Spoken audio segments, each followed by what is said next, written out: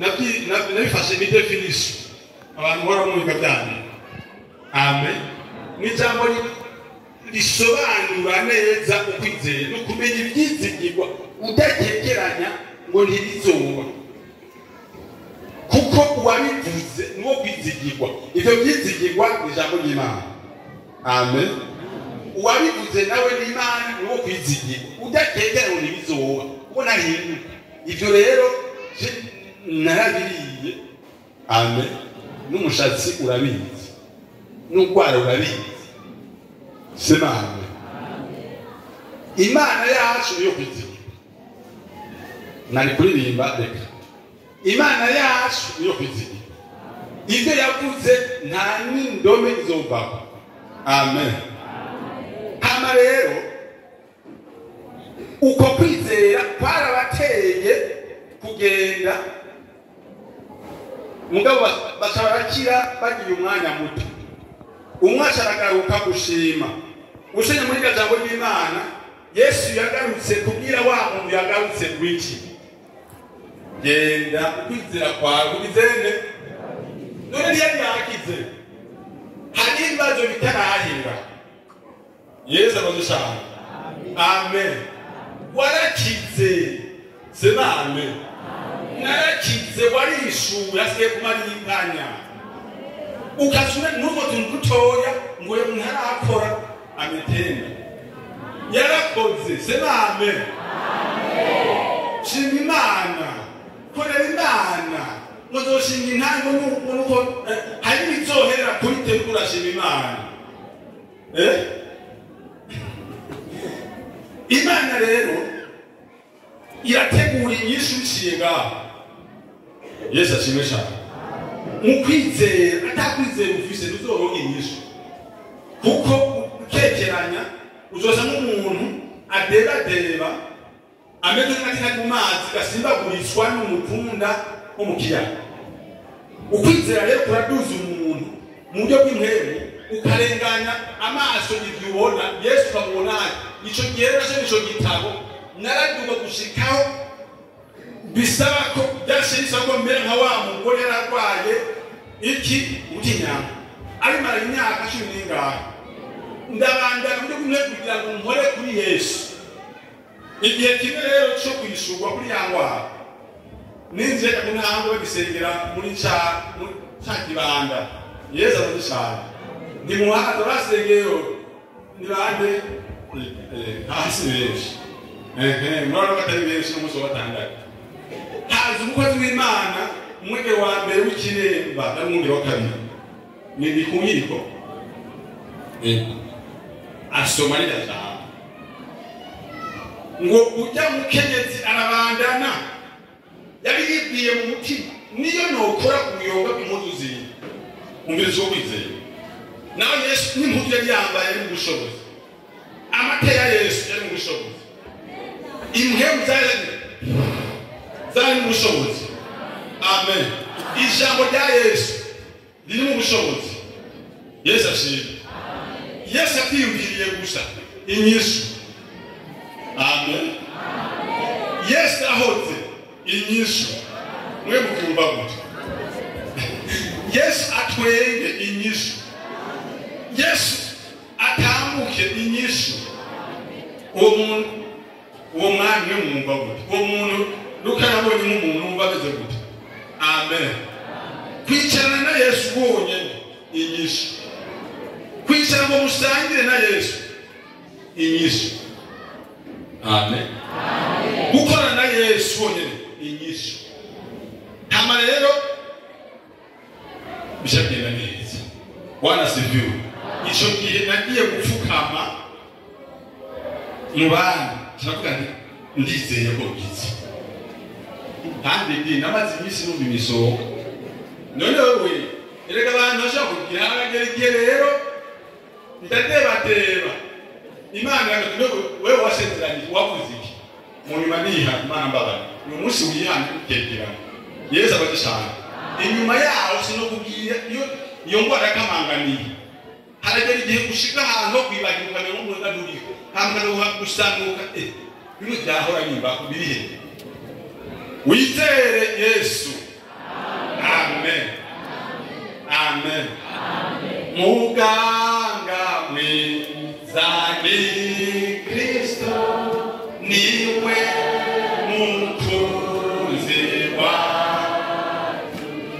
niwabyura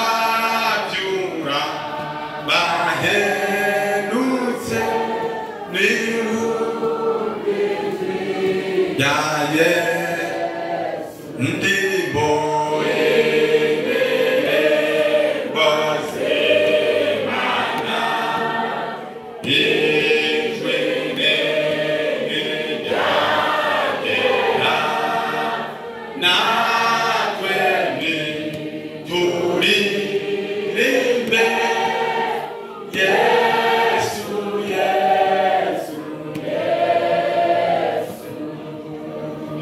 uyu muri wenyine atubwira ngo Yesu Kristo ko yararejo n'uyu munsi ni kwari kandi bazokwa. Amen. Yesu bitangaza arakora ibitangaza mwama n'ubizera Imana mwizere. Amen. Biki yubira imisongo bari bose nakize Yesu arashaka wizere uzobaho. Amen. Kuko abantu bose harazi ko babaho ku munsi n'umunsi n'amagorwa yawe. Amen. Amen. Uheruka kubaha ejo ukazubaha ahandi. Ibyo si uko nyine tugende. Ikigira kandi nico kwitwararika iby'ubwami bw'Imana no kugororoka kwayo. Amen. Matayo 6:3 ariko arabwira abantu kutiganyira. Soma ijambo ry'Imana ko twibukanya kubyo aya majambo twumvise cyangwa twigishijwe bimaze igihe kirekire, ariko kandi gukorana kugira ngo twame twibukanya kuko Satani ntabwo yiwe. Satani ashobora kuzana ibintu akabihagarika imbere y'umuntu akamutera iterabwoba. Udafite ukwizera gusenyura inzitiro n'ibihome cyangwa Yeriko ukabiraba ugashutiye. Umviriza 6:3 ariko mubanze murondera ubwami bw'Imana n'ubugororoka kwayo, niho ibyo byose muzobyongera. Amen. Ari ijambo jewe nashize mu biharuro. Amen. Ntabwo ndabikubarire mubanze mwitwararike iby'ubwami bw'Imana n'ubugororoka kwayo. Nimero ya kangahe? Nyambere. Niho ibyo byose muzobyongerwa. Iyo nimero ya kangahe? Ya kabiri. Nasanze rero abahirwe n'abakorera ku nimero 12. Ufashe kimwe ugashira kwajya bibiri inyuma egare ningahe? 12. Ariko rero abantu bahinduye bakorera kuri pentecote. 20 bakorera kujyaho cyangwa 20 baganze byabo. Hama Yesu nawe ibya Yesu bashobora hehe uwo munezero w'inyigisho korera kuri. Amen. Amen. Yesu agusange kuri nimero 12. Amen. Amen. Watanguye ibya Yesu inyishu ziraza nukongerwa gusa umwe akorera yashize ibya Yesu imbere ukizwa ubugoroka kwayo, ukizwa kwezwa kwiyagurisha ishaka ry'Imana. Yesu aramuraba ibyo umuntu ndamwongera kandi agashima bimera nk'umugore umugabo n'umugore amwongera igiteye akamwongera ngo akamanezero. Amen. Yesu akongera izina rya Yesu. Mugabo ukorera kuri kimwe Yesu ari imbere na mbere ya Yesu. Amen. Ico gihe rero inyishu zishatibandanya n'ibindi tugomba tugarukire ngaho. Amen. Ibyo urimo yarabibonye abifitiye inyishu. Hama nuko agirane akubwira ngo witondere ibyo yageze. Yesu amaze cyane. Yosuwa niwe yabwiwe ngo ibiri muri iki gitabo cy'ibyageze uze wame ubirimbura ku murango no mu ijoro kugira ngo ubone ingero uzobyitondera n'ibyawe uzogira nte. Yesu ashimwe. Kugira ngo bigende neza. Ibintu bigenda neza sino bidondora ngo mbere kujyana oya, ariko bizogenda neza niwitondera ibyo ugerwa. Nasanze rero Yesu ni tese n'ubundi akoresha. Hari umunsi yagomba gusuzuma isengero,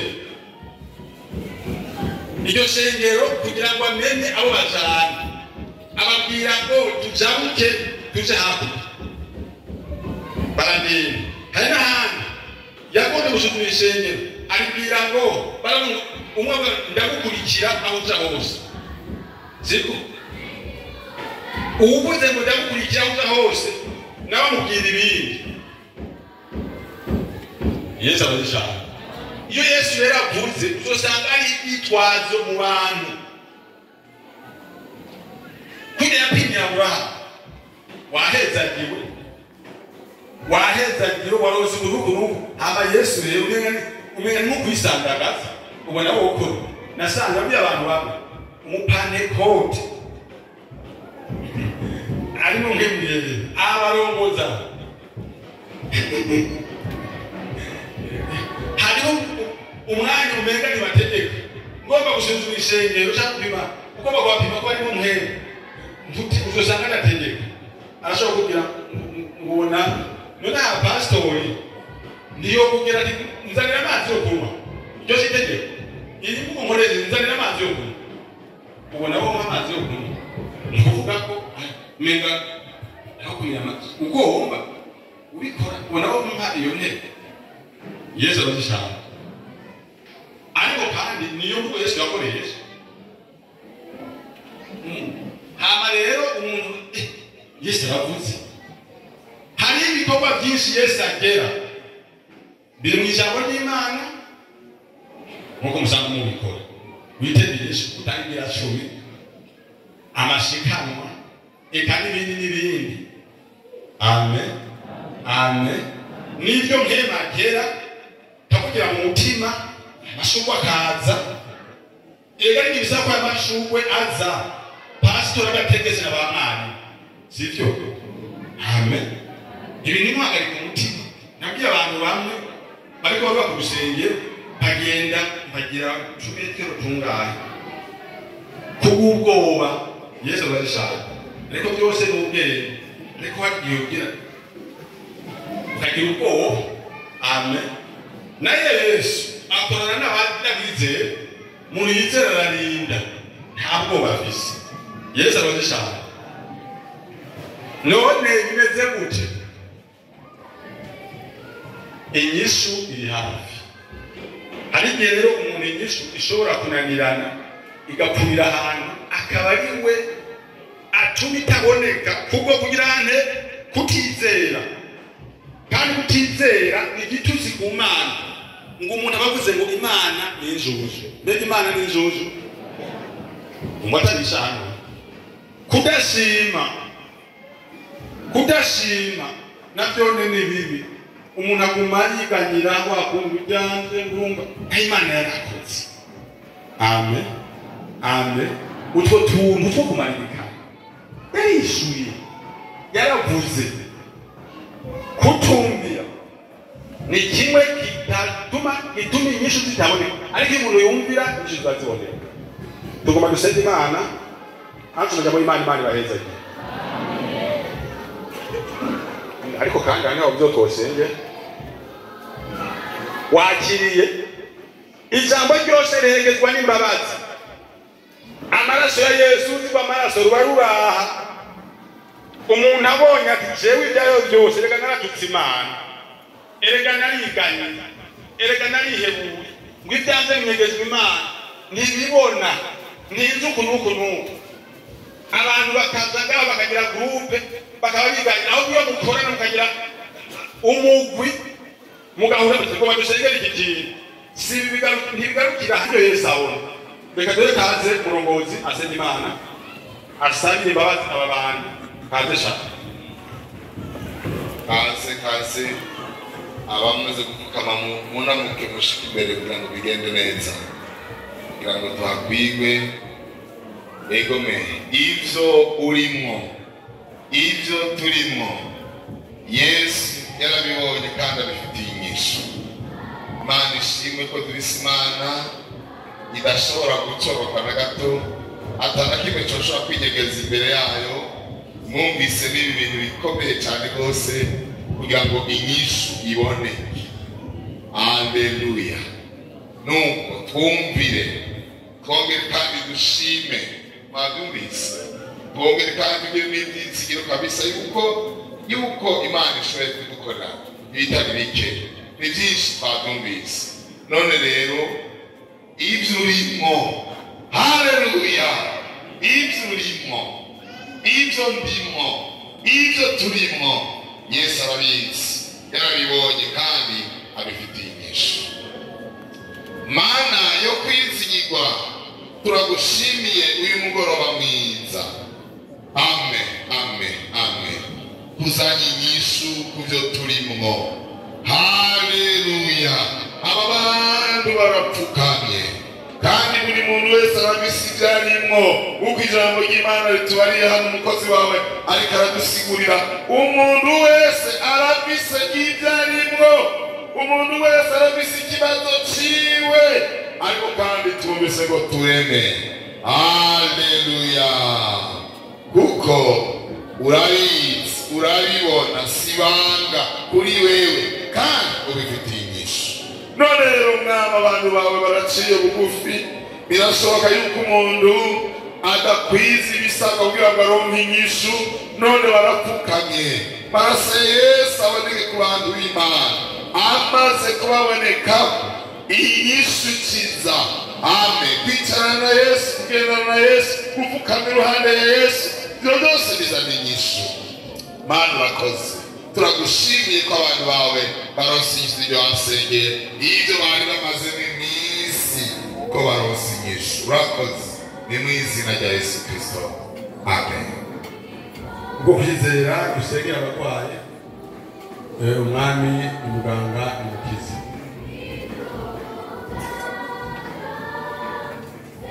Reka dusenge bariko baravuga n'abantu, uri iyo mune bahaguke kandi tugomba gusengera umuntu Imana iduhe itwugurure intsinzi.